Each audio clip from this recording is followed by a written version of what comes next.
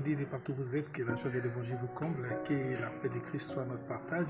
Avec vous, votre humble serviteur, toujours pour vous servir.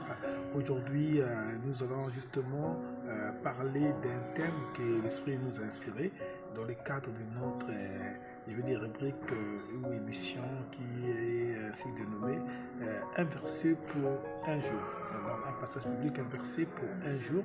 Et aujourd'hui, donc, notre test de méditation est tiré du Proverbe chapitre 14, verset 29. Frères et sœurs de le Seigneur, ça parlera de la colère. Donc, nous allons parler contre l'esprit de la colère qui est aussi un fruit de l'esprit diabolique ou l'esprit satanique. Frères et sœurs, la colère, frères et sœurs. Alors, la Bible dit dans les Proverbes chapitre 14, verset 29, il dit ceci: celui qui est lent à la colère a une grande intelligence, mais celui qui est colérique exalte la folie. Frères et sœurs de le Seigneur. Ça veut dire que nous devions être très prudents dans le sens de pouvoir être lents à la colère. Frères et sœurs, il y a des gens qui n'ont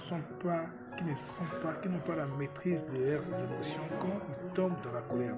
Frères et sœurs de le Seigneur, celui qui est lent à la colère, ça veut dire qu'il y a des gens qui doivent être lents à la colère. Donc, si vous êtes lent à la colère, alors la Bible dit que vous êtes très intelligent, vous avez une grande intelligence. Mais celui qui est colérique exalte la folie.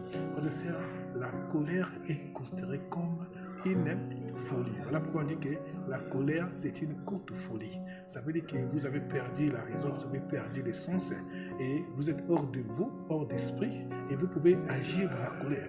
Vous essayez de prendre des décisions de la colère, essayer de réagir, résoudre le problème de la colère n'a jamais été une bonne façon de faire. Sinon, ça n'a jamais été une bonne façon intelligente ou sage ou sensée, si ce n'est qu'insensée. Donc, vous allez voir qu'il y a des gens aussi facilement qui tombent dans la colère. Et dans le psaume 37, le verset 8, on dit: abstenez-vous de la colère.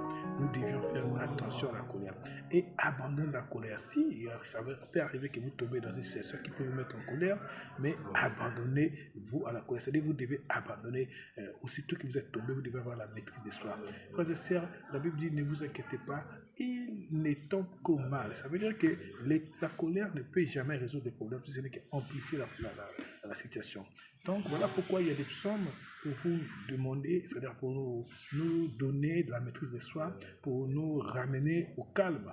Il y a des prières pour nous donner, frères et sœurs, la maîtrise de nos émotions,